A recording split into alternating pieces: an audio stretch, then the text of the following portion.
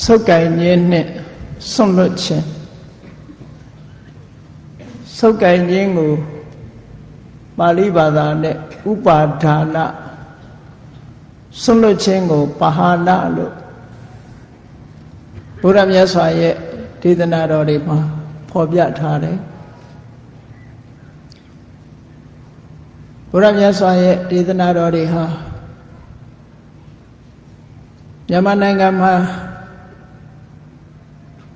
တစ်ပေါင်းကြာမြင့်စွာကာလကပဲရောက်ရှိပြီးတော့ဒီကနေ့ထိအောင်တည်တံ့ပြန်ပွားထွန်းကားပြီးတော့နေတယ်ဘယ်နှခုနှစ်ကစပြီးတော့မြန်မာပြည်ကိုရောက်ရှိတယ်ဆိုတာအတိအကျမပြောနိုင်တော့လဲဘုရားသမိုင်းတွေရဲ့အထောက်အထားကိုအတည်ယူမယ်ဆိုလို့ရှိရင်တော့မြတ်စွာဘုရားတတ်တော်ထင်ရှားရှိစဉ်ကပဲမြန်မာပြည်ကိုသာသနာရောက်တယ်လို့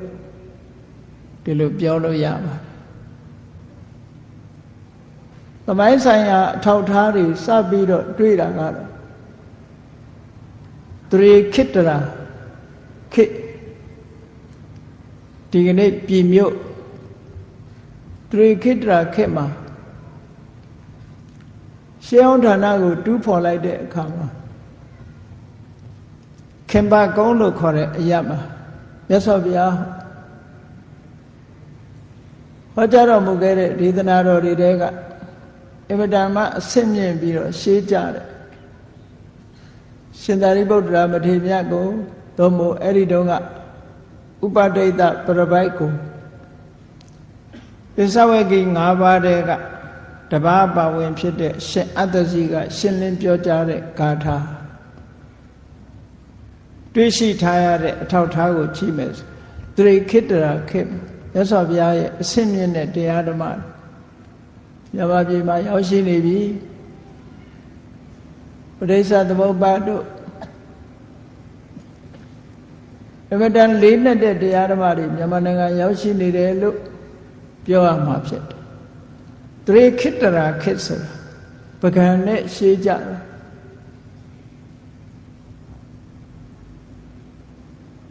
17ရာစုနှစ်လောက်မှပကံကထွန်းကားခဲ့တယ်အဲ့တော့တရေခိတ္တရာခေကလေးကဘုရားရဲ့တရားတော်တွေမြန်မာပြည်ကိုရောက်ဒီကနေ့ထိအောင်ထွန်းကားတည်ရှိနေတယ်အဲ့လိုထွန်းကားတည်ရှိနေတဲ့တရားဓမ္မတွေနဲ့ပတ်သက်ပြီးတော့မူရင်းတရားတော်တွေဟာပါဠိဘာသာနဲ့ဟောကြားထားတာဖြစ်သည့်အတွက်ကြောင့်မြန်မာနိုင်ငံသားတွေအဖို့ပါဠိဘာသာဆိုတဲ့ဘာသာစကားကြီးရဲ့အဟံအတားကြောင့်ဘုရားတရားတော်တွေကိုပိဋကတ်တော်တွေကလာတဲ့တရားဓမ္မများစွာကိုသိရှိခွင့်မရကြသေးဘူးလို့ပြောအောင်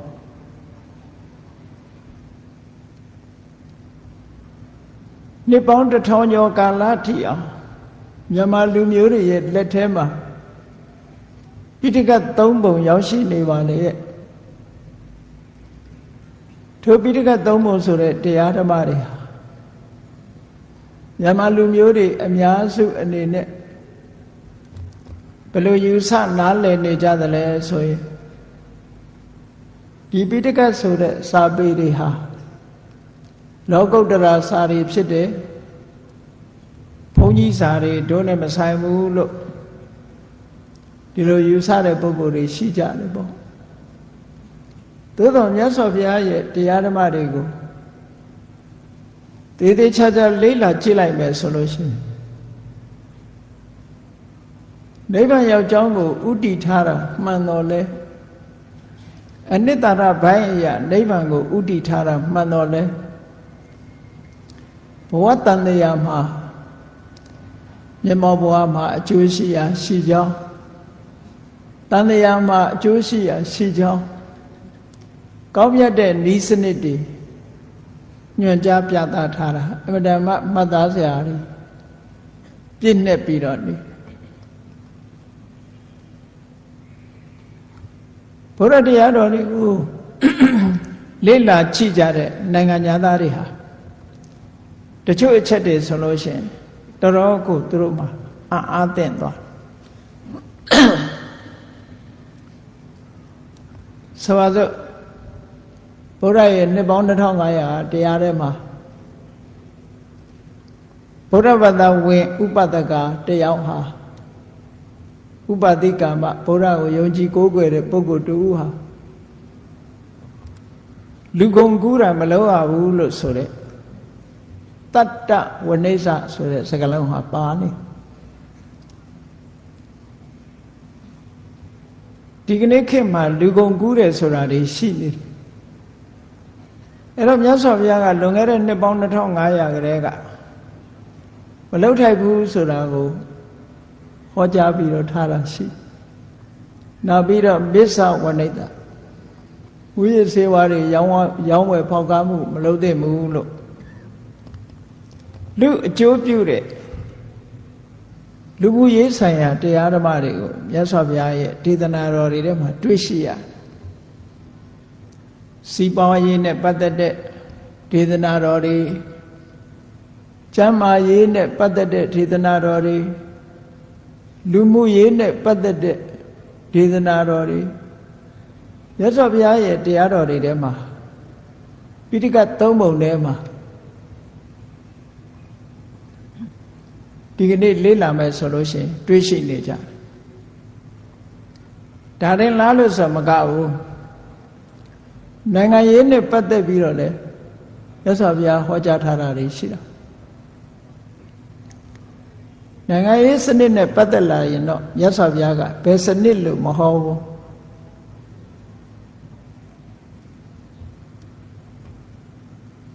တိုင်းပြည်ကိုဧကရစ်မင်းရဲ့စနစ်ဘုရင်စနစ်နဲ့အုပ်ချုပ်မယ်ဆိုရင်မင်းကျင့်တရား10ပါး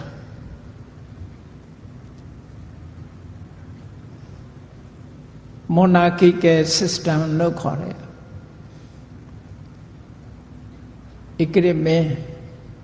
ဘုရင်စနစ်နဲ့အုပ်ချုပ်တာနောက်တစ်ခုကလူမျိုးတစ်မျိုးသို့မဟုတ်ပါတီတစ်ခုကနေပြီးအုပ်ချုပ်တဲ့ဤစနစ်နဲ့ပတ်သက်လာ oligarchy system လို့ခေါ်တယ်အဲ့ဒါနဲ့ပတ်သက်လာလို့ရှိရင်တော့အပရိဟာနိယတရား9ပါးဆိုပြီးတော့ဟောကြားထားတာရှိတယ်အဲ့တော့နိုင်ငံရေးနဲ့ပတ်သက်ပြီးတော့လည်းမြတ်စွာဘုရားရဲ့တရားတော်တွေဟာဘယ်ဘက်ကိုမှအစွန်းမရောက်စေပဲနဲ့တိမတ်စွာဟောကြားထားတာလေဒီကနေ့လိုက်တာကျင့်သုံးကြမယ်ဆိုလို့ရှိရင်အဗ္ဗဓမ္မတန်ဖိုးရှိတဲ့အကျိုးအမြတ်ရလဒ်တွေရရှိမှာဖြစ်နိုင်အဓိကကတော့မြတ်စွာဘုရားရဲ့အဓိကဥတည်ချက်ကတော့တဏှာထဲမှာကြုံတွေ့လာတဲ့ဆင်းရဲဒုက္ခတွေနောက်ဆုံးပိတ်မှာလုံးဝအဆုံးသတ်ရေးဆိုတာအဓိကပန်းနိုင်တစ်ခုဖြစ်တယ်။ဘာဖြစ်လို့တော့ဆိုလို့ရှိရင်လောကမှာပြဿနာများစွာဖြေရှင်းနိုင်တော့လည်းပဲဒီကနေ့တတ္တဝအလုံးကြုံတွေ့နေကြရတယ်လူသားတွေသာမကဘူးလူသားတွေတဲ့ချမ်းသာပါတယ်ဆိုတဲ့နတ်တွေပြမာတွေအပါဝင်တတ္တဝအလုံးကြုံတွေ့နေကြရတဲ့ပြဿနာကဘာလဲလို့ဆိုရင်အိုခြင်းနာခြင်းသေခြင်းဆိုတဲ့ပြဿနာတတ္တဝမှန်တဲ့ရေးဘယ်ဘုံဘယ်ဘဝမှာပဲဖြစ်ဖြစ်အစင်ထာဝရနေရတယ်လို့မရှိဘူးအချိန်တန်လို့ရှိကံအချိန်ကုန်သွားတာနဲ့တပြိုင်နက်ဘဝတစ်ခုကိုဆွန့်လွတ်ကြအဲ့ဒီဘဝတစ်ခုကိုဆွန့်လွတ်ကြရတယ်ဆိုတဲ့ဒီပြဿနာကြီးဟာတတ္တဝါအလုံးမှာမရှောင်လွဲနိုင်တဲ့ပြဿနာအဲ့ဒီပြဿနာကိုဖြေရှင်းတဲ့နည်းစနစ်ကိုမြတ်စွာဘုရားဟောကြားထားတာအဲ့ဒီနည်းစနစ်တွေဟာဒီကနေ့ပိဋကတ်3ပုံမှာပါရှိနေတယ်အဲ့ဒီနည်းစနစ်တွေတဲကအချို့ဘုန်းကြီးတို့ဒီကနေ့စုပ်ကင်ခြင်းနဲ့ဆွန့်လွတ်ခြင်း ပဂရိအနေထားတစ်ခုကိုကြည့်မယ်ဆိုစုပ်ကင်ထားလို့ရှိရင်ဒုက္ခရောက်နိုင်ပြီးစွန့်လွတ်လိုက်ရင်ချမ်းသာသွားနိုင်တယ်ဆိုပါစို့မိခဲကိုစုပ်ကင်ထားမယ်ဆိုလို့ရှိရင်မိလောင်ခံမှာပဲစွန့်လွတ်လိုက်ရင်တော့ချမ်းသာမှာပဲအဲ့ဒါလိုပဲဘုန်းကြီးတို့တွေရဲ့စိတ်ထဲမှာစုပ်ကင်ထားမယ်ဆိုလို့ရှိရင်တန်တရားထဲမှာဒုက္ခတွေခံရပြီးစွန့်လွတ်လိုက်မယ်ဆိုရင်ချမ်းသာသွားနိုင်တဲ့ဤစနစ်အဲ့ဒါကိုမြတ်စွာဘုရားကခေါ်ကြတာဟိုဒီကနေ့နာယူမှတ်သားကြရစုပ်ကင်တယ်ဆိုတာကိုဥပါဒါနဥပါဒံစွန့်လွတ်တယ်ဆိုတာကိုပဟာနပဟံလို့လည်းသုံးတယ်အဲ့တော့စုပ်ကင်တယ်ဆိုတာဘာကိုစုပ်ကင်တာလဲ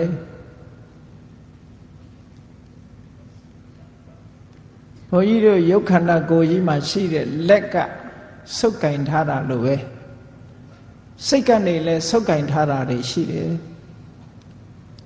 စိတ်အနေနဲ့စုပ်ကင်ထားတာဘာတွေလဲလို့ဆိုရင်အလုံးသိကြတဲ့ဥပါဒံ၄ပါးကိုကြည့်မျက်စိကမြင်ရတဲ့နှစ်သက်စရာအာယုံနားကကြားရတဲ့နှစ်သက်စရာအသံနှာခေါင်းနဲ့နမ်းရှူရတဲ့နှစ်သက်စရာအနတ်လျှာနဲ့လေရရတဲ့နှစ်သက်စရာအရသာခန္ဓာကိုယ်နဲ့ထိတွေ့ရတဲ့နှစ်သက်စရာအထိတွေ့ဆိုတာတွေကိုတဏှာအမြင်ဒိဋ္ဌိအမြင်တွေနဲ့တတ္တဝါတွေဟာဆုပ်ကင်ထားကြတယ်စိတ်ထဲကဆုပ်ကင်ထားဘာနဲ့ဆုပ်ကင်ထားတော့ဆိုတဏှာဒိဋ္ဌိနဲ့ဆုပ်ကင်ထားအဲ့ဒီဆုပ်ကင်ထားမှုဟာဘလောက်မြဲတယ်လဲလို့ဆိုရင်လုံးဝမလွတ်နိုင်တဲ့ထိအောင်ဥပမာပေးတဲ့အခါကျတော့ဖားတစ်ကောင်ကိုမွေတစ်ကောင်ကကိုက်ပြီးတော့ဖမ်းတဲ့အခါထိုဖားဟာယုံထွက်ဖို့အမတန်ခက်တယ်တတ္တဝါတစ်ကောင်ကိုမိချောင်းကကိုက်ပြီးတော့ဖမ်းမယ်ဆိုလဲထိုတတ္တဝါဟာမိချောင်းပါးစပ်ကယုံထွက်ဖို့အမတန်ခက်တယ်အဲ့ဒီလိုမွေရဲ့ပါးစပ်မိချောင်းရဲ့ပါးစပ်ကနေပြီးတော့ယုံထွက်ဖို့မစွမ်းနိုင်တယ်လို့တတ္တဝါတွေဟာလဲတတ္တဝါတွေရဲ့စိတ်ဟာလဲကာမဂုဏ်အာယုံဆိုတာတွေကိုဆုပ်ကင်ထားလို့ထိုကာမဂုဏ်အာယုံတွေကယုံထွက်နိုင်စွမ်းမရှိဘူးတဲ့ဒါဖြင့်အဲ့ဒီယုံထွက်နိုင်စွမ်းမရှိတဲ့ကာမဂုဏ်အာယုန်တွေကိုဆုပ်ကင်ထားခြင်းဖြင့်ဘာဖြစ်တယ်လဲမိခဲကိုဆုပ်ကင်ထားမယ်လျှက်စစ်ကြိုးကိုဆုပ်ကင်ထားမယ်ဆိုရင်အန္တရာယ်ဖြစ်တယ်ဆိုတာလူတိုင်းသိတယ်ဟောဒီကာမဂုဏ်အာယုန်တွေကိုတွေ့တာတဲ့စိတ်နဲ့ဆုပ်ကင်ထားမယ်ဆိုရင်အ ਨੇ ဆုံးဒုက္ခရောက်တာဘာလဲလို့ဆိုရင်တောကကိုယ်ဆုပ်ခိုင်ထားတဲ့အာယုန်နဲ့ပတ်သက်လာပြီးတော့လူတွေဟာဆွေးရင်တော့ကဖြစ်နေကြကိုယ့်ကိုပြန်ပြီးတော့ဆင်ញင်စဉ်းစားကြည့်အတွေ့အတာရှိတဲ့နေရာတောကဆိုတာလာတာပဲတွေ့တာမှုမရှိတဲ့နေရာဆိုတာတောကဆိုတာမလာဘူးဘယ်နေရာပဲဖြစ်ဖြစ်လူကိုတွေ့တာပဲဖြစ်ဖြစ်ပစ္စည်းကိုတွေ့တာပဲဖြစ်ဖြစ်ကိုတွေ့တာတဲ့အာယုန်တစ်ခုကိုဆုပ်ကင်ထားပြီဆိုရင်ထိုဆုပ်ကင်ထားမှုကိုအကြောင်းပြုပြီးတော့စိုးရိမ်တောကဆိုတာဖြစ်အလုံးလူတွေဟာစိုးရိမ်တောကဆိုတာအတွေ့အကြုံရှိပြီးလူတိုင်းစိုးရိမ်တောကကိုအတွေ့အကြုံရှိအဲ့ဒီစိုးရိမ်တောကဟာစိတ်ထဲနှလုံးထဲမှာရောက်လာလို့ရှိရင်နှလုံးသားကိုပူလောင်စေတယ်အဲ့ဒီပူလောင်စေတတ်တဲ့တောကဘလောက်ထိအောင်ပြင်းထန်တယ်လဲလို့ဆိုလို့ရှိရင်အချို့ချို့ပုဂ္ဂိုလ်တွေမှာတောကကြောင့်ယူသွတ်သွားသည်ထိအောင်ပြင်းထန်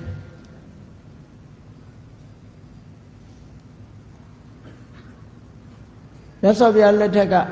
ပတာစာရီတို့အမျိုးသမီးတွေပဲကြည့်ဒီကနေ့ခေတ်မှာလည်းပဲရှိမှာပါပဲ တောကကြောင့်ယူသွတ်သွားတဲ့ဘဝရောက်သွားအဲ့တော့တောကဆိုတာလူရဲ့စိတ်နှလုံးထဲမှာစိတ်နှလုံးကိုပူလောင်စေတတ်တဲ့သဘာဝတရားတစ်ခုသူကဘာနဲ့ရှင်လာတော့ဆိုရင်ဒေါသနဲ့ရှင်တွဲပြီးတော့လာတောကဆိုဒီမှာစိတ်ထဲမှာခံစားချက်တစ်မျိုးပဲပြောမယ်ဆိုလို့ရှိရင်ဒေါသနဲ့ရှင်တွဲလာတဲ့ခံရခက်တဲ့ဝေဒနာတစ်မျိုးပဲလို့ဒေါမနတဝေဒနာအဲ့ဒါဘာကိုအကြောင်းပြုပြီးဖြစ်တာတောင်းဆိုအာယုန်တွေကိုကာမဂုဏ်တွေကိုတဏှာအမြင်ဖြင့်ဆုပ်ကင်ထားလို့ဖြစ်တာအဲ့ဒါကိုစွန့်လွတ်နိုင်မယ်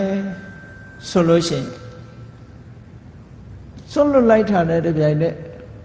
တောကဆိုတာမလာတော့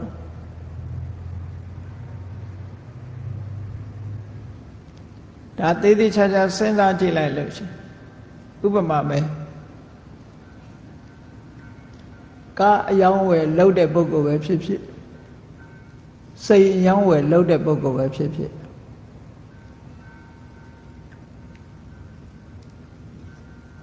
ကိုယ်စိတ်ထဲမှာကြိုက်လို့အယောင်းဝယ်တဲ့လို့ဝယ်လိုက်ပြီးတော့ငါကားလို့သတ်မှတ်တဲ့အချိန်ကစပြီးတော့အဲ့ဒီကားပေါ်မှာဆုပ်ကင်ထားလိုက်ဆုပ်ကင်ထားလိုက်တဲ့အချိန်ကကားတစ်ခုခုဖြစ်မှသူစိုးရိမ်နေရစိတ်ကိုဝယ်ထားတဲ့ပုဂ္ဂိုလ်ကလည်းစိတ်တစ်ခုခုနဲ့ပျောက်ဆုံးသွားမှာစိုးရိမ်ရကိုမဝယ်ခင်တုန်းကဒီစိုးရိမ်စိတ်အဲ့ဒီကားနဲ့စိတ်နဲ့ပတ်သက်ပြီးတော့မပေါ်ခဲ့ဘူးကိုလက်ထဲရောက်တဲ့အခါကျတော့တောကဆိုပေါ်လာကိုနဲ့မပိုင်ဆိုင်တဲ့ပစ္စည်းနဲ့ပတ်သက်ပြီးတောကဆိုမလာဘူးလူလဲတူတူပဲပေါ့လူသားအချင်းချင်းမေတ္တာချစ်ခင်သက်ဝင်လို့မေတ္တာသက်ဝင်ချစ်ခင်လို့နှစ်ဦးလက်တွဲပြီဆိုတဲ့အချိန်မှာတောကဆိုဝင်လာကိုနဲ့မသိခင်ကဘာတောကမှမဝင်ဘူးသိလာလို့မေတ္တာသက်ဝင်ချစ်ခင်လာပြီဆိုလို့ရှိရင်တောကရောက်လာအဲ့ဒါဘာကြောင့်ရောက်တာတော့ဆိုတဏှာနဲ့ဒီအာယုန်ဒီပစ္စည်းဒီဝတ္ထုကိုဆုပ်ခံလိုက်လို့ပဲဒါလက်တွေ့တရားသဘောအရာတွေ့တာမှုရှိတဲ့နေရာမှာတောကလာတယ်ဒါကြောင့်မို့မြတ်စွာဘုရားဒေသနာတော်တွေမှာဟောတယ်တဏှာယဇာယတိတောကောတဏှာကြောင့်တောကဖြစ်ရတယ်ပေမတောဇာယတိတောကောချစ်ခင်မှုကြောင့်တောကဆိုတာဖြစ်ရတယ်ကာမတောဇာယတိတောကောလူကျင်မှုကြောင့်တောကဆိုတာဖြစ်ရတယ်ဒါအကြောင်းနဲ့အကျိုးပဲလောကလူတွေကစဉ်းစားကြတယ်တောကကင်ဝေးနေထိုင်ရေးတဲ့ပစ္စည်းဥစ္စာတွေကာမဂုဏ်အာယုန်တွေပေါ်မှာလက်ကမလွတ်ဖဲနဲ့စိတ်အာယုန်တွေကမလွတ်ဖဲနဲ့ဆုပ်ကင်ထားပြီးတော့တောကကင်းအောင်နေဖို့ကြိုးစားတယ်ဆိုလို့ရှိရင်ဘယ်နည်းနဲ့မှဖြစ်နိုင်ဘယ်နည်းနဲ့မှတောကကင်းအောင်မနေနိုင်တောကကင်းကျင်လို့ရှိရင်ဆုပ်ကင်ထားမှုကိုစွန့်လွတ်ရမယ်မစွန့်လွတ်သမျှတောကဆိုမကင်းနိုင်ဘူးနောက်ဆုံးမှာအလုံးကိုစွန့်လိုက်ပါပြီကိုပေါ်မှာတွေ့တာမှုရှိနေသေးလို့ရှိရင်သူများအတွက်မစိုးရင်ရပါမယ်ကိုယ့်အတွက်တခါစိုးရင်ရပြန်ဟောစိုးရင်မှုဆိုတာတွေ့တာမှုရှိတဲ့နေရာမှာတောကဆိုတဲ့စိုးရင်မှုတွေလိုက်နေတယ်ဆိုတာတရားသဘောဆိုတာအသိဉာဏ်နဲ့ဆင်ញင်စဉ်းစားကြည့်မှသိတယ်အသိဉာဏ်နဲ့စဉ်းစားကြည့်ဖို့တတိကနေပြီးတော့အာယုံစိုက်ပေးဖို့လိုအပ်တယ်ဒါကြောင့်မို့အမှတ်တမဲ့မနေပဲနဲ့တတိတံပစင်ညတရားနဲ့နေရမယ်လို့မြတ်စွာဘုရားဟောတာတတိရှိနေပြီဆိုလို့ရှိရင်နောက်ကအသိဉာဏ်လိုက်လာမေ့မေ့လျော့လျော့နေလိုက်ပြီဆိုရင်အသိဉာဏ်လည်းပေါ်မလား ဒါကြောင့်မို့လို့ကာမဂုဏ်အာယုန်တွေကိုဆုပ်ကင်ထားခြင်းလို့ဆိုတဲ့ကာမုပါဒနာဆုပ်ကင်ထားလို့ရှိရင်တောကဖြစ်မယ်ဒါအ ਨੇ ဆုံးအပြစ်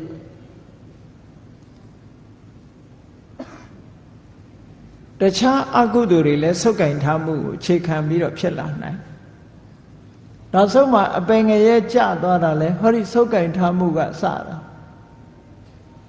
ဆုပ်ကင်ထားမှုကိုကြောင်းပြုပြီးတော့အပင်ငရဲထီအောင်ရောက်ရှိသွားပြီတန်တရားထဲမှာနစ်မွန်းသွားတဲ့ပုဂ္ဂိုလ်တွေမြောက်များစွာရှိတယ်ဟောနောက်တစ်ခုဆုပ်ကင်တာတော့ပစ္စည်းဝတ္ထုနဲ့ကာမဂုဏ်အာယုန်တွေမဟုတ်ဘဲနဲ့ကိုယုံကြည်တဲ့ကိုယ့်ရဲ့အမြင်ကိုဆုပ်ကင်ထားတာဒီအမြင်ကိုဆုပ်ကင်တာဟာလည်းပဲအမတန်မှပြင်းထန်အဲ့ဒါကိုဒိဋ္ဌုပါဒနာလို့ခေါ်တယ်ဒိဋ္ဌိဆိုတာအမြင်တယောက်နဲ့တယောက်အမြင်ချင်းမတူဘူးငါအမြင်ကမှန်တယ်သူ့အမြင်ကမှန်တယ်နဲ့ကိုမြင်ထားတဲ့အမြင်တစ်ခုအာဒါနဲ့ခါဟိပြင်းပြင်းထန်ထန်ဆုပ်ကင်ထားပြီးဒုပ္ပတိနေတ္တိကိုအမြင်ကိုဆွန့်လွတ်ဖို့ဆိုတာအမှန်တန်ခက်တယ်ဒါကြောင့်မို့ဒိဋ္ဌိလို့ဆိုတဲ့ view နဲ့ပတ်သက်လာတဲ့အခါမှာလူတွေကဆုပ်ကင်နေကြအဲ့ဒီဆုပ်ကင်မှုကိုအကြောင်းပြုပြီးတော့မှားရွေးတဲ့အယူဆတရားကိုဆုပ်ကင်ဘယ်လိုမှားရွေးတဲ့အယူဆလဲလို့ဆိုကံဆိုတာရှိပါလေရဲ့ကံရဲ့အကျိုးတရားဆိုတာလည်းရှိပါလေရဲ့နဲ့ကံဆိုတာမရှိဘူးကံရဲ့အကျိုးတရားဆိုတာမရှိဘူးလို့ညင်းပယ်တဲ့အမြင်တစ်ခုကိုဆုပ်ပိုင်ထားလိုက်မယ်ဆိုရင်ဒီပုဂ္ဂိုလ်ဟာကောင်းတာမလုပ်တော့ကောင်းတာမလုပ်သည့်အတွက်ကြောင့်ကောင်းတာမလုပ်ဘူးမကောင်းတာတွေလုပ်တယ်ကောင်းတာမလုပ်မကောင်းတာတွေလုပ်သည့်အတွက်ကြောင့်ဘဝမှာနစ်မွန်းပြီးတော့နောက်ဆုံးမှာဆင်းရဲဒုက္ခတွေကြုံကြတယ်အဲ့လိုတာရကတွေလည်းပဲမြောက်များစွာရှိတာမှားရွေးတဲ့အယူဆတရမစွန့်လွတ်နိုင်သည့်အတွက်ကြောင့်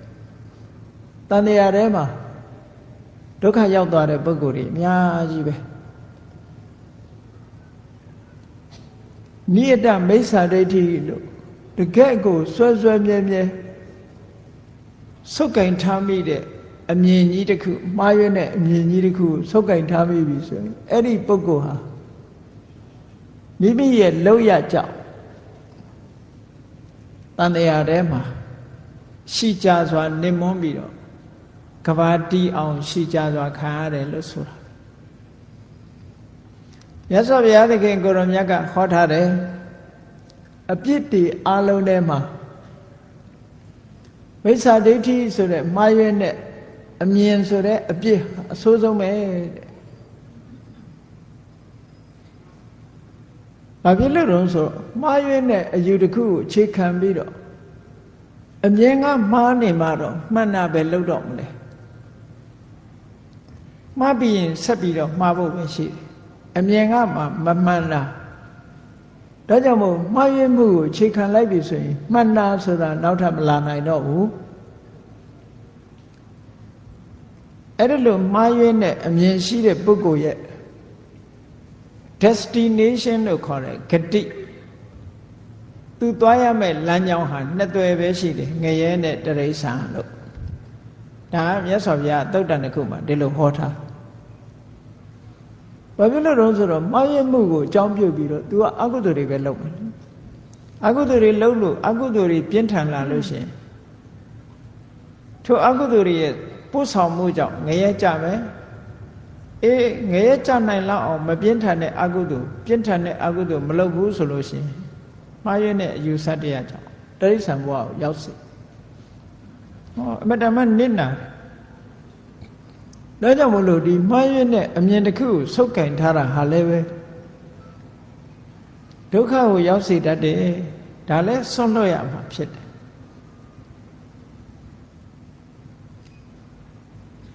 အဲ့ဒီနှစ်ခုဟာအမတမအရေးကြီးတယ်လို့ဆုပ်ကင်ထားခြင်းအဲ့ဒီဆုပ်ကင်ထားသမျှကာလပတ်လုံး တန်တရားတွေကလွတ်မြောက်မှုကြုံတွေ့ရတဲ့ဒုက္ခတွေရဲ့အဆုံးသတ်မှုဆိုတာဘယ်နည်းနဲ့မှမရှိ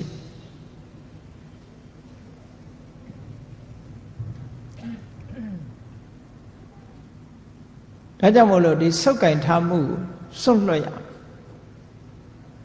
စွန့်လွတ်တယ်ဆိုတဲ့အခါမှာစွန့်လွတ်ခြင်းဆိုတာပါဟာနဆိုတဲ့ပါဠိကိုဘာသာပြန်ပြောတာပါဟာနဆိုတာစွန့်လွတ်လိုက်တယ်ဖယ်ရှားလိုက်တယ်စွန့်လွတ်ပုံစွန့်လွတ်နည်းကဘယ်နှမျိုးရှိလဲလို့ဆို၅မျိုးရှိတယ်နံပါတ်1ကတတင်္ဂပါဟာနမြန်မာလိုလဲတရင်္ဂပါဟံလို့ပဲဘုရားစာပေကျမ်းစာတွေမှာဒီလိုရေးကြတတင်္ဂပါဟာနပါဟာနကိုနငယ်တတ်ပြီးတော့ပါဟံလို့ပဲရေးတယ်စွန့်လွတ်ခြင်းပဲတတင်္ဂပါဟာနစွန့်လွတ်မှုဆိုတာတစားစီတစားစီဖြုတ်ပယ်ပြီးတော့စွန့်လွတ်တာဆိုင်ရာအကြောင်းတစ်ခုကြောင့်ဆိုင်ရာအကြောင်းတစ်ခုဖြင့်ဆိုင်ရာအကြောင်းတစ်ခုကိုဖယ်ရှားပြီးတော့စွန့်လွတ်တာဒါတော့မြန်မာလူမျိုးတွေနားလည်နေကြတာတတင်္ဂကိုတခဏလို့ဒီလိုနားလည်နေကြတတင်္ဂနဲ့တခဏနဲ့ကမတူပါတတင်္ဂဆိုတာဆိုင်ရာအကြောင်းကလေးတစ်ခုကြောင့်ခြားအကြောင်းတစ်ခုကိုဖယ်ရှားပြစ်တယ်အဲ့တော့ပြောရမယ်ဆိုရင်တစ်ခုစီတစ်ခုစီအသီးအသီးဖယ်ရှားပြစ်ခြင်းကိုစွန့်လွတ်ခြင်းကိုတရင်္ဂပါဟာနာလို့ခေါ်တယ်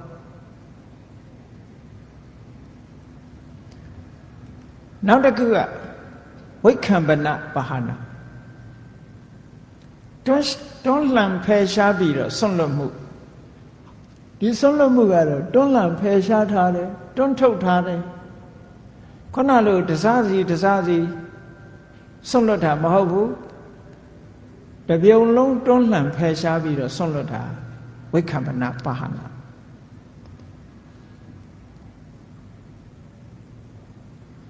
နောက်တတိယတစ်ခုကသမုတ်စေတပါဟာနာသမုတ်စေတပါဟာနာဆိုတာဖြတ်တောက်ပယ်စွန့်တာဖြတ်တောက်ပြီးတော့အပြည့်သက်စွန့်လွတ်တာဖြတ်တောက်ပြစ်လိုက်တယ်ဆိုတော့နောက်ထပ်ဆက်သွယ်တာမရှိတော့ဖြတ်တောက်စွန့်လွတ်ခြင်း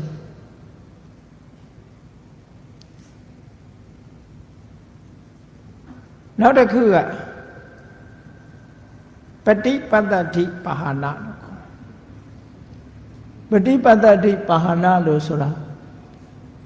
ထပ်မံငြိမ့်သက်စွန့်လွတ်ခြင်းလက်ကြံလေးတွေမရှိရအောင်ထပ်မံငြိမ့်သက်ပြီးတော့စွန့်လွတ်တာတဲ့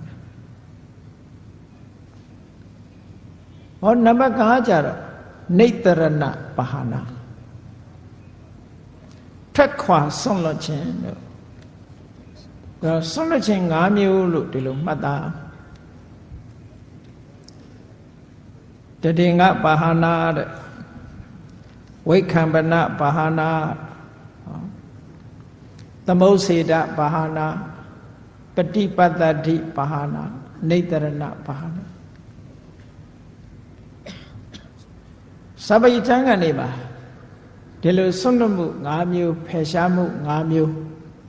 ခွဲခြားပြီးတော့ဟောထားတာရှိအဲ့ဒီမဲ့တရင်္ဂပါဟာနာဆိုတာတစားချင်းတစားချင်းသက်ဆိုင်ရာအကြောင်းလေးတွေတစ်ခုစီတစ်ခုစီကနေစွန့်လွတ်သွားဒါဝိပဿနာကျင့်စဉ်နဲ့ဆိုင်တယ်အသိဉာဏ်ဆိုတာတစ်ခုစီတစ်ခုစီထူထောင်ပြီးတော့မှားရနေတဲ့အယူဆတွေမမှန်ကန်တဲ့အချက်အလက်တွေစိတ်ရဲ့အညစ်အကြေးတွေကိုတဖြည်းဖြည်းတစ်ခုချင်းတစ်ခုချင်းဖယ်ရှားသွားတာတည်ငါဘာနာ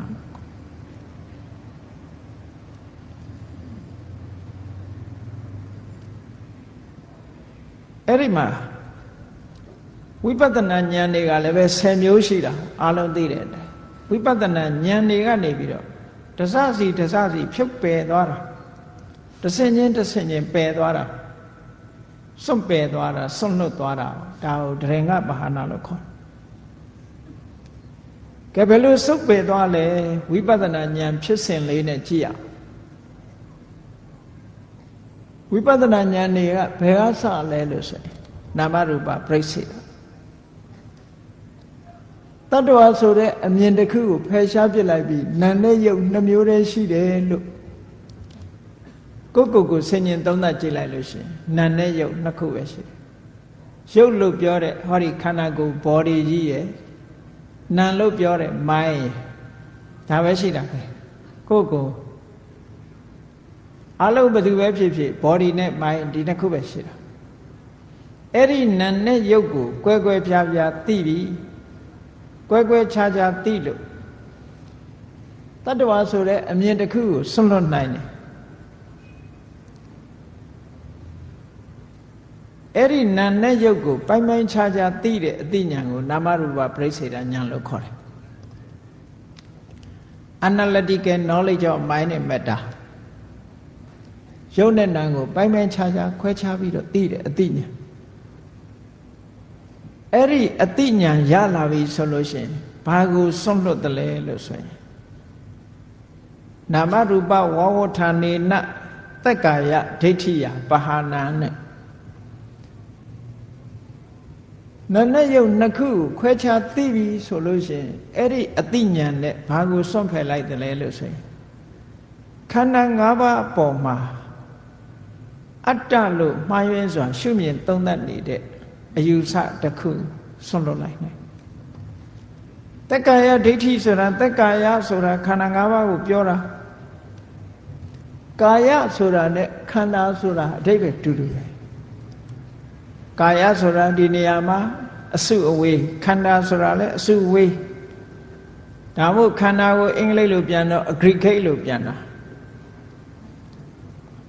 ကာယလည်း aggregate ပဲ group လို့ aggregate တို့အစုအဝေးတကာယဆိုတာတကယ်ထင်ရှားရှိနေတာကခန္ဓာထင်ရှားရှိနေတဲ့ခန္ဓာပေါ်မှာအထင်အမြင်ဖြစ်နေတာကမှားနေတဲ့အမြင်တစ်ခုကအတ္တလို့ခန္ဓာကိုယ်ကြီးကိုခန္ဓာ၅ပါးတည်းကတစ်ခုခုအတ္တလို့ယူဆလိုက်လို့ရှိရင်လိုက်လို့ရှိရင်ဒါမှားရတဲ့အမြင်ဖြစ်သွားခန္ဓာ၅ပါးကတက္ကာယထိုတက္ကာယပေါ်မှာမှားယွင်းစွာရှုမြင်မှုကဒိဋ္ဌိယုံနာနှစ်ပါးကိုခွဲခြားသိသွားပြီယုတ်ဟာယုတ်ပဲနာဟာနာပဲလို့နာနဲ့ယုတ်တွေကိုသူ့တဘာဝအတိုင်းသိရှိနားလည်သွားပြီဆိုလို့ရှိရင်တက္ကာယဒိဋ္ဌိဆိုတဲ့ခန္ဓာ၅ပါးနဲ့ပတ်သက်တဲ့မှားယွင်းတဲ့အယူဆတစ်ခုစွန့်လွတ်လိုက်နိုင်တယ်ပေါ့ဒါကိုပြောတာတည်ငါပဟာနာဆိုတာ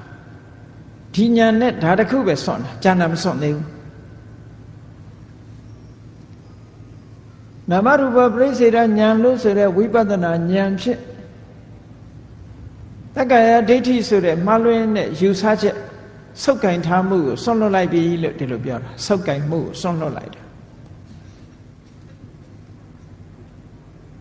ရုပ်ကိုပဲဖြစ်ဖြစ်ဝေဒနာကိုပဲဖြစ်ဖြစ်သင်ညာကိုပဲဖြစ်ဖြစ်သင်္ခါရကိုပဲဖြစ်ဖြစ်ဝိညာဏကိုပဲဖြစ်ဖြစ်မိမိတဏ္ဍာမှာရှိတဲ့ယုံနာတရားတွေနဲ့ပတ်သက်ပြီးတော့ခိုင်မြဲတဲ့အရာငါလို့ပြောเสียအရာမရှိဘူးဆိုတော့ဒီဉာဏ်နဲ့ငကောကထင်မှားလာတဲ့တက္ကာယဒိဋ္ဌိဆိုတဲ့ခန္ဓာ၅ပါးပေါ်မှာယူမှားနေတဲ့ဒိဋ္ဌိဆိုတဲ့ဆုပ်ကင်ထားမှုကြီးမိစ္ဆာဒိဋ္ဌိဆိုတဲ့ဆုပ်ကင်ထားမှုကြီးကိုစွန့်လွတ်လိုက်တာပဲဒါစွန့်လွတ်တဲ့အခါမှာဒီဉာဏ်နဲ့ဒီတစ်မျိုးပဲစွန့်လွတ်တာကျန်တာတွေမစွန့်လွတ်နိုင်ဘူးအဲ့ဒါကိုတည်ငါပဟာနာလို့ပြောဆိုင်ရာအကြောင်းလေးနဲ့ဒစစီဖြုတ်ပဲဟောနောက်တစ်ခုကြည့်လိုက်အောင်နာယုတ်နှစ်ပါးကိုကွဲပြားသိတဲ့ဉာဏ်နဲ့တက္ကာယဒိဋ္ဌိကိုစွန့်လွတ်လိုက်တယ်နောက်တိုးတက်လာတဲ့ဉာဏ်ကနာယုတ်နှမျိုးတင်သိယုံမြမကဘူးထိုနာယုတ်နှမျိုးရဲ့မှန်ကန်တဲ့အကြောင်းတရားတွေကိုပါသိရှိနားလည်လာတယ်ဆိုပါစို့ယုတ်ဆိုတာကံစိတ်ဥဒ္ဓအာဟာရအကြောင်း၄ပါးကြောင့်ဖြစ်တယ် ဟောအကြောင်းတရားပါသိလားနာဆိုတဲ့နေရာမှာဖတ်တာဆိုလို့ရှိရင်သာလယရဏပစ္စယဖတ်တော့သာလယရဏရှိလို့ဖတ်တာဖြစ်ရတယ်ဖတ်တာပစ္စယဝေဒနာဖတ်တာရှိလို့ဝေဒနာဖြစ်ရတယ်ဝေဒနာပစ္စယတဏှာဝေဒနာရှိနေလို့တဏှာရှိရတယ်ဆိုဟောဆိုင်ရာအကြောင်းတွေပါသိလားမျက်စိနဲ့အဆင်းအာယုံဆုံလိုက်တဲ့အခါမှာမြင်သိစိတ်ဆိုတာပေါ်တယ်ဟောအကြောင်းနဲ့တကွာသိလားမြင်သိစိတ်ရဲ့အကြောင်းကိုမြင်သိစိတ်တင်သိတာမဟုတ်ဘူးမျက်စိနဲ့အဆင်းအာယုံဆုံရင်းသည့်အကြောင်းတရားလို့ဆိုင်ရာအကြောင်းတရားပါထည့်သွင်းပြီးတော့သိလာတဲ့အသိဉာဏ်ကိုပစ္စယပရိက္ခဟဉာဏ်လို့ခေါ်တယ်ပစ္စယကအကြောင်းတရားပရိက္ခဟကမှတ်ယူနိုင်တဲ့အသိဉာဏ်နဲ့အဲ့ဒီပစ္စယပရိက္ခဟဉာဏ်ဖြင့်ဘာတွေကိုဆွတ်လွတ်လိုက်တယ်လဲလို့ဆိုရင်အဟေတုကဒိဋ္ဌိနဲ့ဝိသမဟေတုဒိဋ္ဌိအဟေတုကဒိဋ္ဌိဆိုတာတတ္တဝါတွေဖြစ်လာတာဟာသူ့ဟာသူဖြစ်လာတာ causeless အကြောင်းမဲ့ဖြစ်လာ accidental အကြောင်းမဲ့ဖြစ်လာတာအကြောင်းနဲ့အကြောင်းကြောင့်ဖြစ်တာမဟုတ်ဘူးအကြောင်းကိုညှင်းပယ်တဲ့အမြင်ကိုအဟေတုကဒိဋ္ဌိလို့ခေါ်တယ်အဲ့ဒီမှားရွေးတဲ့အဟေတုကဒိဋ္ဌိလောကမှာအကြောင်းမဲ့ဖြစ်တယ်ဆိုတာတခုမှမရှိဘူးအကြောင်းရှိတယ်အဲ့တော့အကြောင်းမဲ့ဖြစ်တယ်ဆိုတဲ့မှားရွေးတဲ့အမြင်တစ်ခုကိုဆွန့်လွတ်လိုက်နိုင်တယ်ဘာဖြစ်လို့တော့နာယုတ်ရဲ့အကြောင်းကိုသူကတွေ့တယ်တွေ့တော့အကြောင်းမရှိဘူးဆိုတဲ့အမြင်တစ်ခုကပြုတ်ထွက်သွားပြန်ဒီဉာဏ်ရလိုက်တာနဲ့တပြိုင်နက်အဲ့ဒါကိုဆွန့်လွတ်ပြီးသားဖြစ်သွားနောက်တစ်ခုကဘာလဲဆိုရင်ဝိသမဟေတုဒိဋ္ဌိမမှန်မကန်တဲ့အကြောင်းတရားတွေကိုအကြောင်းအဖြစ်ယူပြီးတော့ပြောတယ်ဆိုပါစို့ဆိုင်ရာအကြောင်းတရားတွေရှိနေတာဖြစ်ပါလေတဲ့တဲ့လက်တွေ့မျက်တွေ့ကြတဲ့အကြောင်းတရားတွေကိုညှင်းပယ်ပြီးတော့လက်တွေ့မကြတဲ့အကြောင်းတရားကိုသွားပြီးတော့စွဲတာဆိုပါစို့ကံဆိုတဲ့အကြောင်းတရားထင်ရှားရှိနေပါလေတဲ့တဲ့တကုရှင်ကဖန်ဆင်းလို့ဖြစ်တယ်လို့ဆိုတာလက်တွေ့မကြတဲ့အကြောင်းတစ်ခုပဲပေါ့အဲ့ဒီလက်တွေ့မကြတဲ့အကြောင်းတစ်ခုကိုလက်ခံယုံကြည်နေတဲ့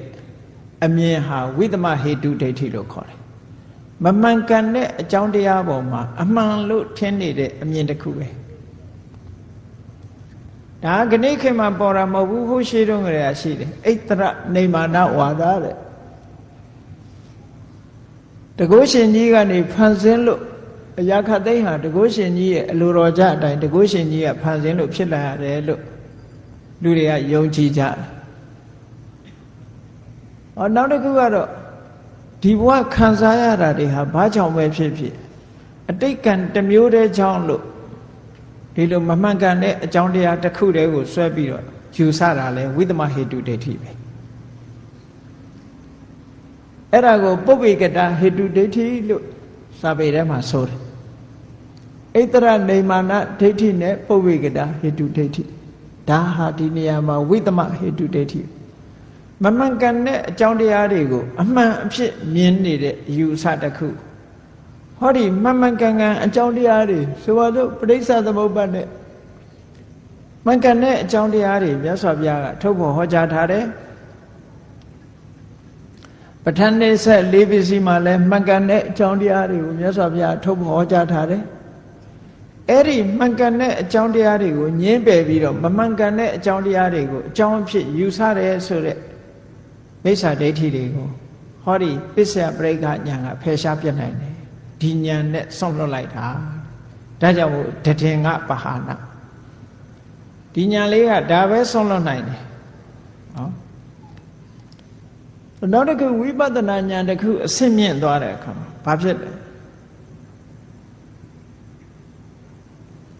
ပစ္စယပရိက္ခဉာဏ်ရလာတဲ့အခါကျတော့နောက်တစ်ခုဆွန့်လွတ်မှုကဘာလဲလို့ဆိုရင်ပစ္စယပရိက္ခဉာဏ်ရလာလို့ရှိရင်မှန်ကန်တဲ့အကြောင်းတရားတွေကိုသိသွားသည့်အတွက်ကြောင့်အကြောင်းကိုတွေးထားတဲ့ပုဂ္ဂိုလ်တယောက်ဟာဖြစ်အောင်မလားမဖြစ်တော့ဘူးလားဆိုတဲ့တွေးတောယုံမှားမှုတွေမလာတော့ဖြစ်ခဲ့သလားမဖြစ်ခဲ့ဘူးလားဆိုတာလဲတွေးတောယုံမှားမှုမရှိတော့ ဘာဖြစ်လို့တော့အကြောင်းဆိုတာတွေ့နေအကြောင်းရှိရင်ဖြစ်အောင်ပဲအကြောင်းမရှိရင်မဖြစ်ဘူးအဲ့တော့မှန်ကန်တဲ့အကြောင်းတရားတွေကိုအကြောင်းပြုပြီးတော့သိမြင်ထားတဲ့အခါကျတော့ကင်္ခာဝိတရဏတန်တရားတွေကိုကြော်လွှားပြီးတော့ကျန်လေတန်တရားတွေကိုကြော်လွှားနိုင်တဲ့အတိနဲ့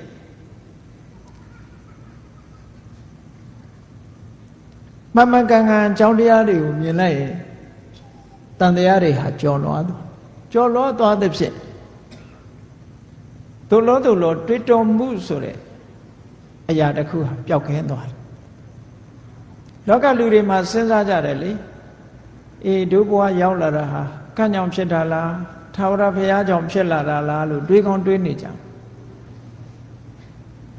ကိုယ်တိုင်တရားဓမ္မကိုကြည်ကြံကြိုးကိုအထုတ်ကြည့်လို့ကိုယ်တဏ္ဍာမှာတကယ်ဖြစ်နေတဲ့တကယ်အကြောင်းတရားတွေကိုသိလိုက်တဲ့အခါကျတော့ကျန်တဲ့အကြောင်းတရားတွေပေါ်မှာသို့လို့ဟိုလိုလားဒီလိုလားဆိုတဲ့အတွေးတွေဖယ်ရှားပြတ်နိုင်တယ်ဒါလည်းတရင်ကဘာနာဆိုင်ရာအသိဉာဏ်လေးနဲ့ဆိုင်ရာအမှားတွေကိုဖယ်ရှားသွားတာပစ္စယပရိက္ခဉာဏ်ပြီးတဲ့အခါကျတော့ရုပ်တရားနံတရားတွေကိုပေါင်းပြီးတော့ရှုမြင်သုံးသပ်ဆင်ញင်တတ်တဲ့သမ္မတနာဉာဏ်ကလာပသမ္မတနာဉာဏ်လို့ဒီလိုသုံးတယ်ကလာပဆိုတာပေါင်းပြီးတော့ရှုတခုချင်းမရှုနိုင်တဲ့အခါမှာပေါင်းလိုက်တယ်အသိစိတ်တွေကိုပေါင်းပြီးတော့ကြည့်တယ်ရုပ်တရားတွေကိုပေါင်းပြီးတော့ကြည့်တယ်သဘာဝချင်းတူတာတွေကိုပေါင်းပြီးတော့ရှုမြင်သုံးသပ်လိုက်တယ်အဲ့လိုယုံ nant တရားတွေကိုအမှန်အတိုင်းသူ့ရဲ့သဘာဝအတိုင်းမမြဲတဲ့သဘောမမြဲမှုကြောင့်ဒုက္ခသဘောမမြဲတာဒုက္ခရောက်နေတာကိုကိုယ်သဘောအတိုင်းဘာမှမဖြစ်နိုင်တာအနတ္တသဘောဒါတွေကိုသုံးသပ်ဆင်ခြင်မိလာတဲ့အခါမှာယုံ nant သဘာဝတွေကိုသိမြင်လာတဲ့ဟောဒီအတိညာသမသနာဉာဏ်ဖြင့်ငါဥစ္စာဆိုတဲ့မှားယွင်းတဲ့ယူဆချက်ကြီးတစ်ခုဆွန့်လွတ်လိုက်နိုင်တယ်ပေါ့ငါလို့ပြောမယ်ဆိုဘယ်ဟာကိုပြောမှာလဲထာဝရပြောင်းလဲနေတဲ့အရာကြီးတစ်ခုငါလို့ပြောမှာလားဆိုပါစို့ကိုယ့်ကိုအတန်လေးတစ်ခုလှုပ်ချစ်ပေါ့အတန်ဆိုတာရုပ်ပဲကာကြီးခါခွေးပဲရွတ်ကြည့်ကြည့် ABCD ပဲရွတ်ကြည့်ကြည့်A ကိုငါဟာလို့ပြောလိုက်မယ်ဆိုတဲ့အချိန်မှာ B ဖြစ်သွားပြီ A မရှိတော့ B ကိုငါဟာလို့ပြောလိုက်မယ်ဆိုတော့ C ဖြစ်သွားပြီနော်တတန်ပြီးတတန်ဖြစ်ပြီးတော့ပျောက်နေတဲ့အရာတစ်ခုဘယ်ဟာကိုငါဟာလို့ပြောမှလဲပထမခြေလန်းနေတဲ့အချိန်မှာဖြစ်တဲ့ယုံနာဒုတိယခြေလန်းမှာမရှိတော့အဲ့တော့ပထမခြေလန်းတော့ငါဟာကိုငါလို့ပြောလိုက်မယ်ဆိုလို့ရှိရင်ဒုတိယခြေလန်းရောက်တာနဲ့ငါဆိုတာလည်းမရှိတော့ငါဟာဆိုတာလည်းမရှိတော့အဲ့ဒါကြောင့်မလို့သမထနာဉာဏ်နဲ့ယုတ်တရားနံတရားတွေကိုဆင်ញင်သုံးသပ်မိသွားပြီဆိုလို့ရှိရင်ငါဆိုတဲ့မှားယွင်းတဲ့အမြင်တစ်ခုငါဟာဆိုတဲ့ဆွလံမှုဆိုတာတွေကိုဆွန့်လွတ်လိုက်နိုင်တယ်တဲ့ဒီအမြင်မြင်မှဒီအသိဉာဏ်ရမှဒါကိုဆွန့်လွတ်နိုင်ဒါကြောင့်မို့လို့တည်ငါဘာဟာနာအစဉ်အစဉ်တစ်ခုပြီးတစ်ခုဆွန့်လွတ်သွားတဲ့သဘောပြောတယ်နောက်တစ်ခါဝိပဿနာဉာဏ်စဉ်တစ်ခုကျင့်ကြံကြိုးကိုအထုတ်တဲ့အခါမှာတမာရီစွမ်းအားလေးတွေရလာတဲ့အခါစိတ်ကလေးတည်ငြိမ်လာပြီဆိုလို့ရှိရင်ခန္ဓာကိုယ်ကအလင်းအောင်လေးတွေထွက်လာတာတို့တတိစွမ်းအားဉာဏ်စွမ်းအားတွေထက်မြက်လာတာတို့သရာစွမ်းအားတွေထက်မြက်လာတာတို့ဘယ်တော့မှမကြုံဘူးတဲ့အတွေ့အကြုံလေးတွေရလာတဲ့အခါကျဒါထူးခြားတဲ့တရားတို့တရားမြတ်လို့စိတ်ထဲမှာထင်လာတတ်တယ်အဲ့ဒါလို့ထင်လာပြီးတော့ဆွဲလန်းပြီးတော့ရပ်တန့်သွားတတ်တယ်ဟောဒါတွေကအမတမတမာရီစွမ်းအားကြောင့်ဝိပဿနာဉာဏ်နဲ့ရှုမြင်သုံးသပ်လို့ဒီအလင်းအောင်ဆိုတာရတာအသိဉာဏ်တွေထက်လာတာသရစွမ်းအားတွေတက်လာတာတတိတွေသိကောင်းလာတာတကယ်တော့ အခုလိုပေါ်လာတာဟာဝိပဿနာဉာဏ်ရဲ့အကျိုးဆက်မျှတာဖြစ်တယ်ငါဒီပေါ်မှာရပ်တည်ပြီးတော့နေရမှာမဟုတ်ဘူးငါဆက်သွားရမယ်လမ်းကတခြားရှုမှတ်နေကြတရားတိုင်းဆက်လက်ပြီးတော့ရှုမှတ်ရမှာလို့ဝိပဿနာလမ်းကြောင်းဟုတ်တာမဟုတ်တာကိုခွဲခြားပြီးတော့သိအဲ့တော့အလင်းရောင်လေးပေါ်လာတာကိုဒီအလင်းရောင်လေးကိုဆက်ပြီးတော့ရှုနေမယ်ကြည့်နေမယ်တွေ့တာနေမယ်ဆိုရင်ဒါလမ်းမဟုတ်တော့ယုံနဲ့ဓမ္မသင်္ခါရတရားတွေကိုပဲဆက်ပြီးတော့ရှုတာကသာလင်လမ်းအဲ့တော့လမ်းမဟုတ်တာနဲ့လမ်းဟုတ်တာဒီနှစ်ခုကိုခွဲခြားသိတဲ့ဉာဏ်ကိုမက္ခမက္ခဉာဏလို့ခေါ်တယ်မက္ခမက္ခဉာဏဒါသနာသိပြီးတော့မြင်တဲ့ဉာဏ်ဝိပဿနာလမ်းကြောင်းဟုတ်တယ်မဟုတ်ဘူးဒီနှစ်ခုကိုကွဲကွဲပြားပြားသိသွားတဲ့အသိဉာဏ်မျိုးကိုမက္ခမက္ခဉာဏဒါသနာဟုတ်တယ်လေလောကမှာခရီးသွားရင်တောင်မှပဲမှားရွေးတဲ့လမ်းကိုလျှောက်သွားလို့ရှိရင်ကိုလိုချင်တဲ့ခရီးပဲရောက်မလဲမှန်ကန်တဲ့လမ်းပေါ်မှာလျှောက်မှရောက်အေးမှန်ကန်တဲ့လမ်းကိုရွေးပြီးတော့ဒါကအဲ့ဒီသွားတဲ့လမ်းမဟုတ်ဘူးတခြားဟာကမှဒီသွားတဲ့လမ်းလို့ကွဲကွဲပြားပြားသိသွားပြီဆိုလို့ရှိရင်ဘာကိုစွန့်လွတ်နိုင်တယ်လဲလို့ဆိုလို့ရှိရင်လမ်းမဟုတ်တာကိုလမ်းလို့ထင်နေတဲ့အထင်ကြီးတစ်ခုကိုစွန့်လွတ်လိုက်နိုင်တယ်ပေါ့မှားရွေးတဲ့အမြင်တစ်ခုစိတ်ထဲမှာမှတ်ထင်နေမှုတစ်ခုဝိပဿနာလမ်းကြောင်းမဟုတ်တာကြီးကိုလမ်းကြောင်းလို့ထင်နေတဲ့မှားရွေးတဲ့မှတ်ထင်မှုကြီးတစ်ခုစွန့်လွတ်လိုက်နိုင်တယ်တဲ့ဟောဆိုင်ရာဆိုင်ရာဉာဏ်ကလေးကဒီတိုင်းပဲစွန့်လွတ်သွားတာလို့ဒီလိုပြောတာ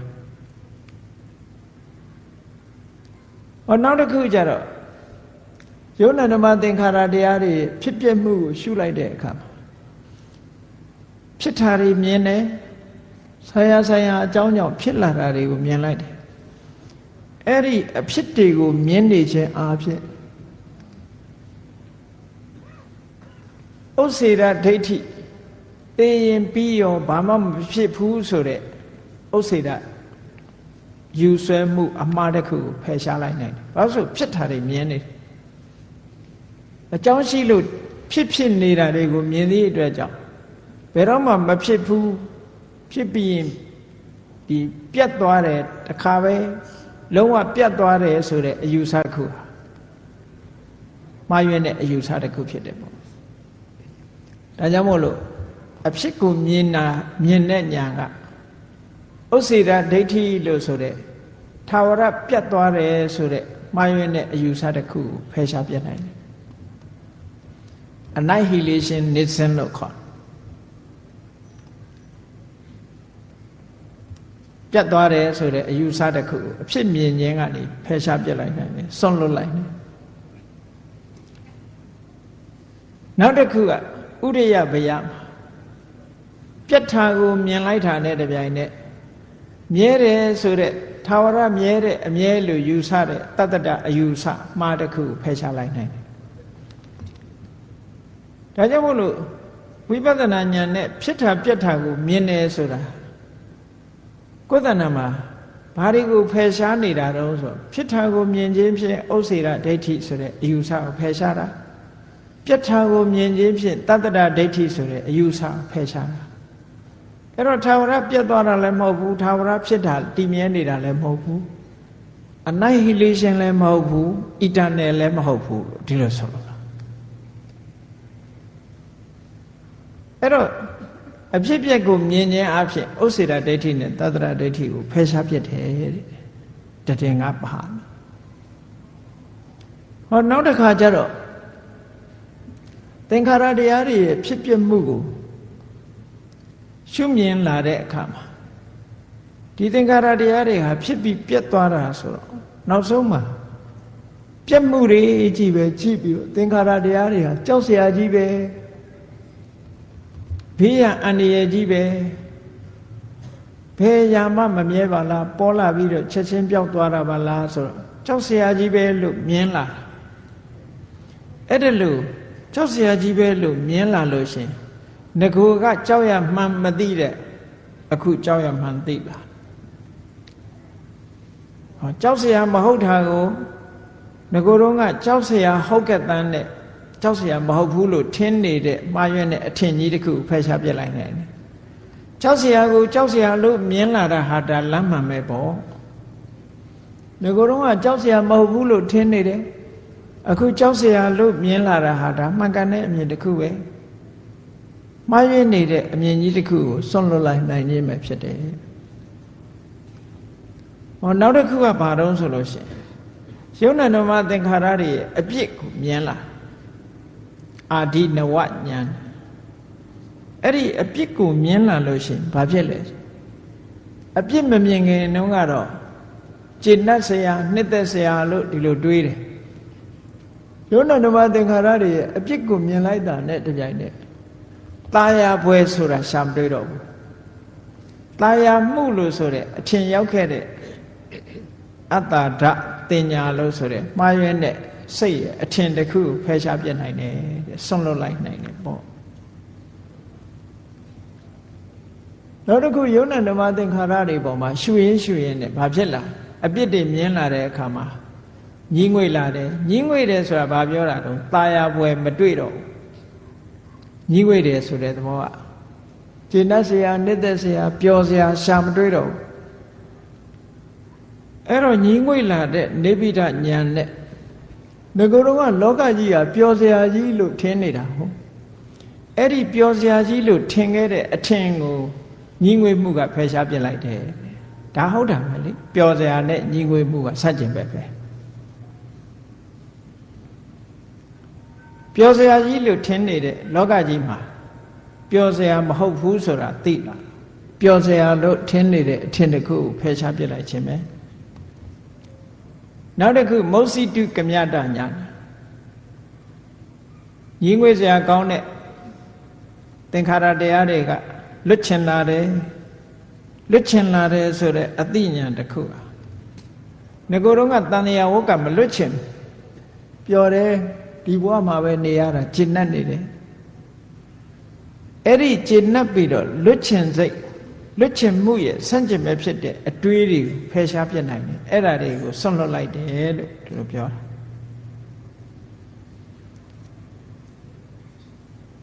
မௌစိတုကမြတ္တဉာဏ်ဖြစ်ပြီးတဲ့အခါမှာပရိသင်္ခာဉာဏ်တို့သင်္ခါရုပ္ပခာဉာဏ်တို့ဖြစ်လာပြန်ပြီးတော့ဆင်ញင်သုံးသပ်လိုက်တဲ့အခါသင်္ခါရတရားတွေပေါ်မှာတည်တည်ငြိမ်ငြိမ်နဲ့ရှုနိုင်တဲ့အနေအထားရှိတဲ့သင်္ခါရုပ္ပခာဉာဏ်ဖြစ်သင်္ခါရတွေတရားတွေပေါ်မှာတည်တည်ငြိမ်ငြိမ်မထားနိုင်တဲ့ရောက်ရက်ခတ်နေတဲ့ချစ်ချင်းမုန်းချင်းဆိုတာတွေနဲ့ရောထွေးနေတဲ့အနေအထားတွေကိုဆွန့်လွတ်လိုက်နိုင်တယ်တဲ့သင်္ခါရုပ္ပခာဉာဏ်ပြီးလို့ရှိရင်မဉဏ်ဖို့ဉာဏ်စိုက်ဖို့ရအတွက်ဈာထဲမှာပေါင်းကူတရားလေးတစ်ဖွဲ့ဖြစ်တဲ့အတိဉာဏ်အနုလောမဉာဏ်လို့ခေါ်တယ်အဲ့ဒီအနုလောမဉာဏ်ဖြစ်လာပြီဆိုလို့ရှိရင်သင်္ခါရုပ္ပခာဉာဏ်ရဲ့အထက်မှာအနုလောမဉာဏ်လို့လိုက်လျောညီတွေဖြစ်တဲ့ပေါင်းကူဉာဏ်ကလေးဖြစ်လာပြီဆိုလို့ရှိရင်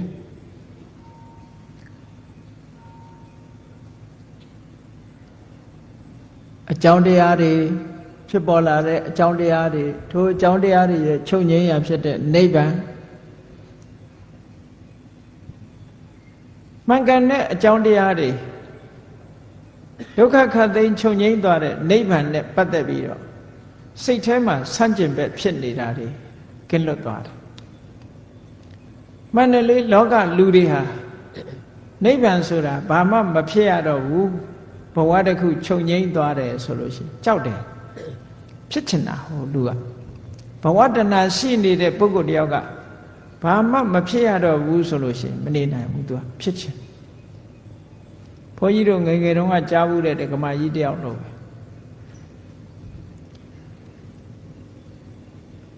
သူကနိဗ္ဗာန်ဆိုတာသင်္ခါရတရားတွေအလုံးချုပ်သွားပြီးတော့အိုခြင်းနာခြင်းသိခြင်းဆင်းရဲလည်းမရှိဘူးချမ်းသာဒုက္ခအတိရှိတယ်ဆိုတော့သူကဘာမေးတော့ဆို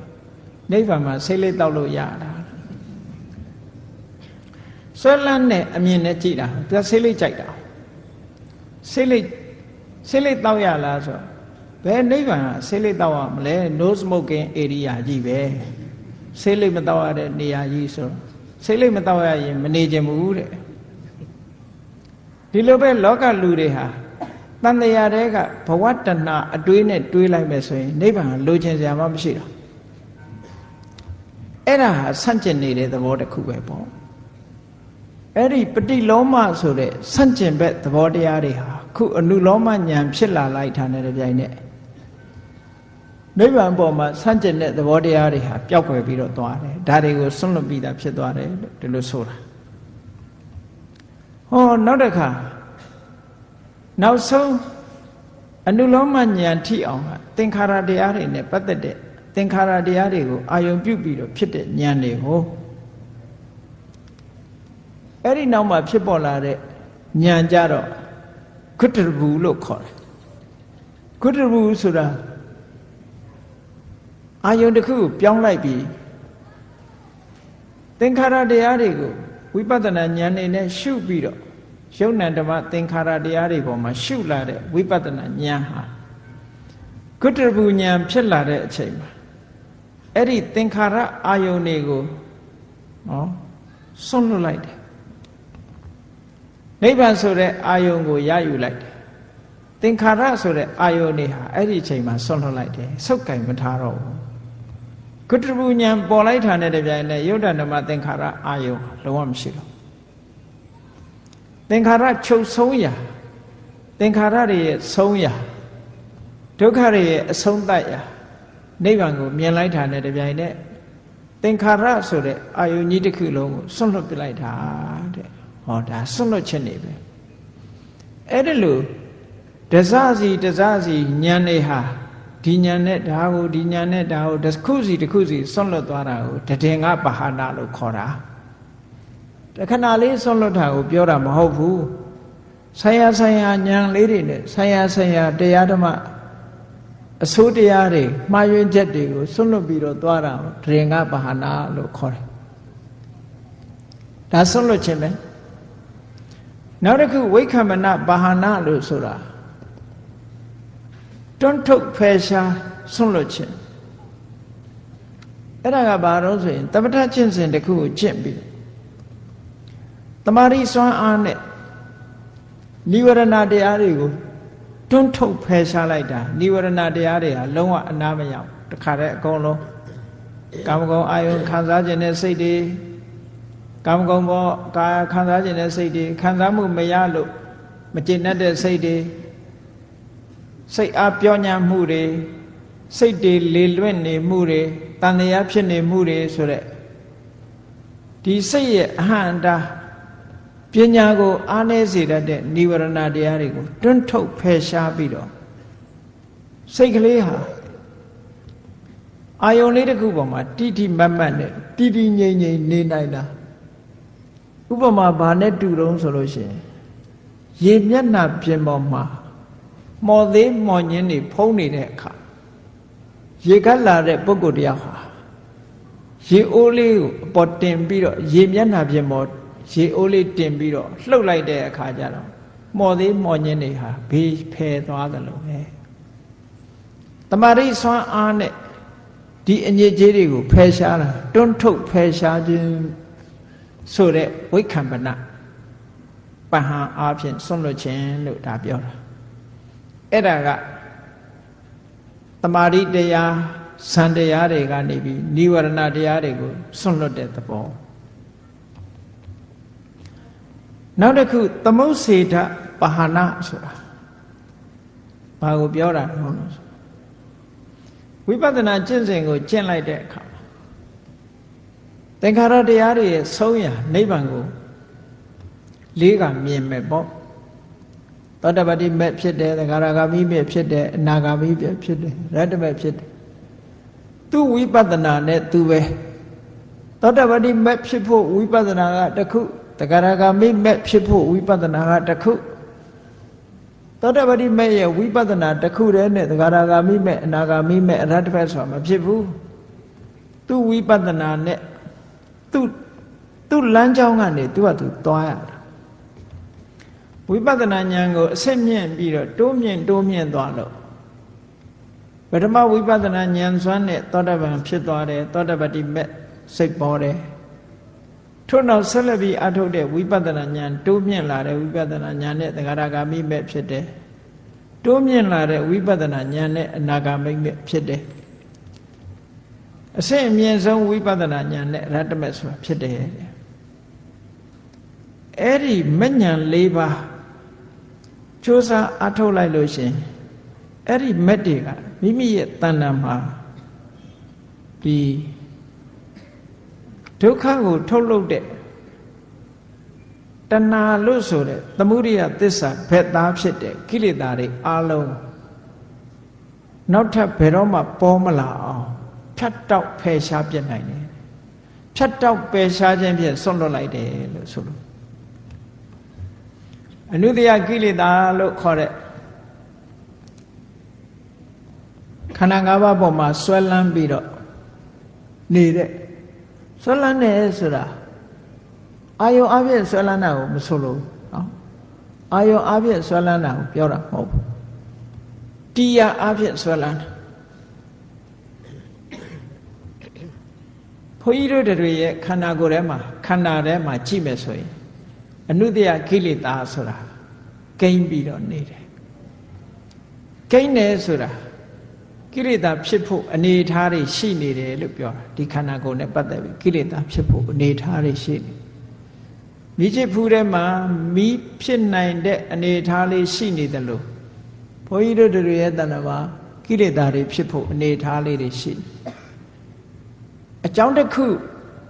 ပေါင်းဆက်ပေးလိုက်မယ်ဆိုလို့ရှိရင်ပေါ်လာမှာဆိုပါစို့မျက်စိကနှစ်သက်စရာအာယုံလေးမြင်လိုက်တိုင်းလောဘဆိုတာဖြစ်လာမမြင်ရင်မဖြစ်သေးဘူးမြင်လိုက်ရင်ဖြစ်ပြီနားကလည်းပဲကိုကြိုက်တဲ့အတန်လေးကြားလိုက်ပြီဆိုရင်လောဘမကြိုက်တဲ့အတန်လေးကြားပြီဆိုရင်ဒေါသဘယ်ကရောက်လာဟောဆိုင်နဲ့ဆိုင်အကြောင်းတရားတွေပေါင်းစပ်လိုက်တဲ့အခါမှာပေါ်လာတဲ့သဘောအဲ့ဒါကိုအနုတ္တယဓာတ်လို့ခေါ်တယ်အဲ့ဒါလို့ကိန်းနေတဲ့အနုတ္တယဓာတ်တွေကိုမက်ကနေပြီးတော့နောင်ဘယ်တော့မှမပေါ်လာအောင်ဘယ်လိုပဲတိုက်ဘယ်လိုပဲအာယုန်တွေကလာနောက်ထပ်ဘယ်တော့မှမပေါ်တော့ဆိုပါစို့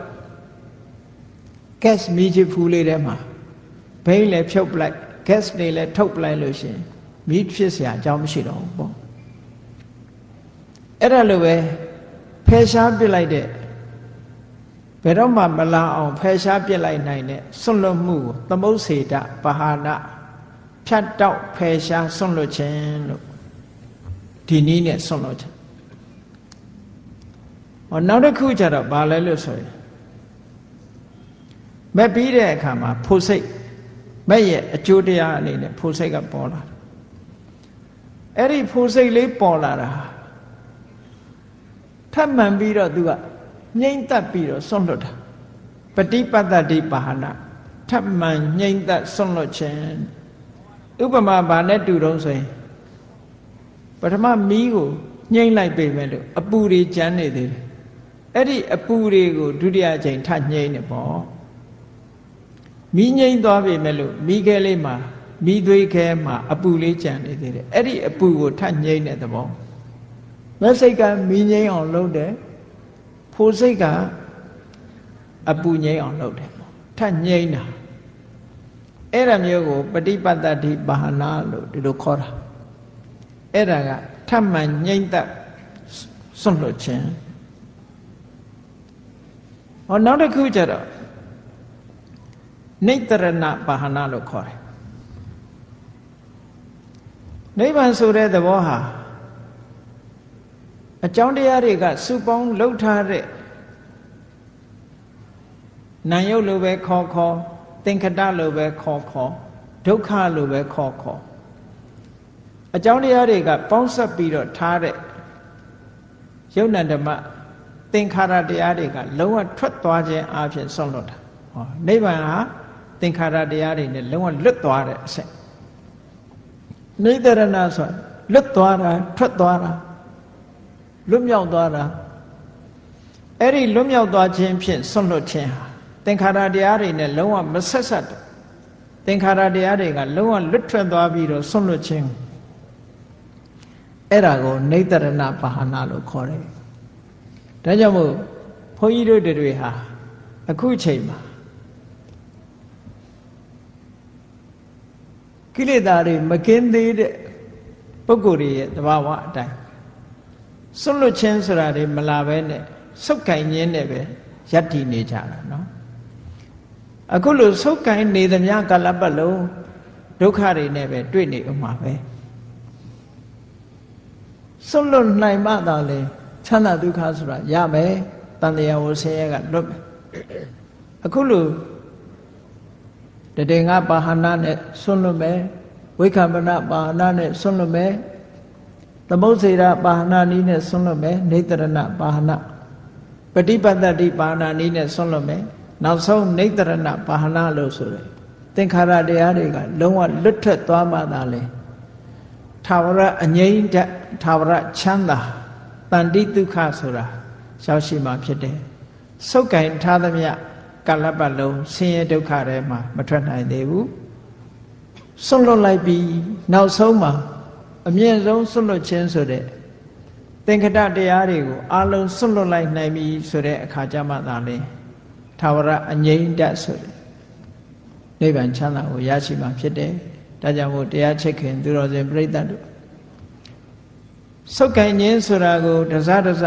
ဘုန်းကြီးတို့ဖြုတ်ပယ်ပြီးတော့ဆွန့်လွတ်ခြင်းဆိုတာတွေကိုတဖြည်းဖြည်းဆွန့်လွတ်သွားနိုင်မှသာလေနောက်ဆုံးတန်တိဒုက္ခမြတ်စွာဘုရားသခင်ကိုရောမြတ်ဟောတဲ့နိဗ္ဗာန်ပရမန်ဒုက္ခ supreme happiness ဆိုတဲ့နိဗ္ဗာန်ချမ်းသာကိုမျက်မှောက်ပြုနိုင်မှာဖြစ်တယ်ဆိုတာကိုသဘောကျပြီးတော့ဆုတ်ကင်ခြင်းမပြုဘဲနဲ့ဆွန့်လွတ်ခြင်းကိုကြိုးစားပြီးတော့အားထုတ်ဖို့အမတန်မှအရေးကြီးတာကြောင့်မို့လို့ဆွန့်လွတ်နိုင်ရေးအတွက်ကြိုးစားအားထုတ်နိုင်ကြပါစေကုန်သတည်း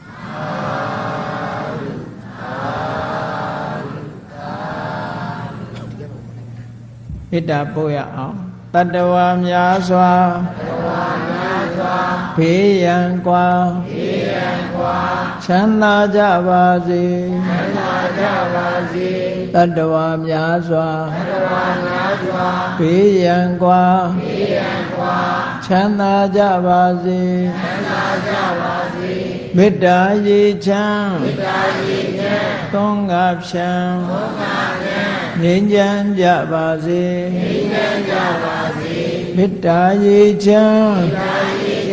သုံးငါဖြံငြိမ်းချမ်းကြပါစေသက်ရှိချမ်းသာစိတ်ချမ်းသာတို့ရဆန္ဒပြည့်ပါစေသက်ရှိချမ်းသာစိတ်ချမ်းသာတို့ရဆန္ဒပြည့်ပါစေဓမ္မောတရံပိဝိတဝါနဝိသာသဗ္ဗေတမုဟတံအစရမရာတိတိဘာဝနိဗ္ဗာနံယန္တုသာရောဓမ္မောတရံလောဘဒေါသမောဟစိတ်တောက်ကင်းပြောက်ကြည်တရားစေကိုပိဝိတဝါဝန္တာရှင်ပြတောက်ကြရနာကြရကုန်သောကြောင့်ဝိသသဗ္ဗေပူဇာညစ်နောက်ကိလေသာဆေတောက်ဟုသမျှတို့သည်သမုဟတပိဉ္ကြဘက်တွင်ရေမတင်တဲ့ကဲ့သို့ကင်စင်တွင်ပြောင်းပေမရအောင်ပယ်ဖြောက်အပ်ကုန်သည်ဟွန်တုစင်စစ်မသွေဖြစ်ကြပါစေကုန်သတည်းအစရမရံအိုခြင်းလဲကွာနာခြင်းလဲကင်းသေးခြင်းလဲရှင်းထသောတေတိဘဝကိလေသာဟုပုခသိင်ကင်းငြိမ်းရာအစစ်ဖြစ်ပေထသောနိဗ္ဗာန်နိဗ္ဗာန်ဟုခေါ်အေးမြုတော်သို့သာရောတရားချစ်ခင်စိတ်ကောင်းဝိညာသူတော်စင်များတို့သည်ယန္တုပါရမီအစဉ်စဉ်မြင့်တယ်မြင့်၍မလင့်ပုံသေးဆက်ရောက်တော်မူကြပါစေကုန်သတည်း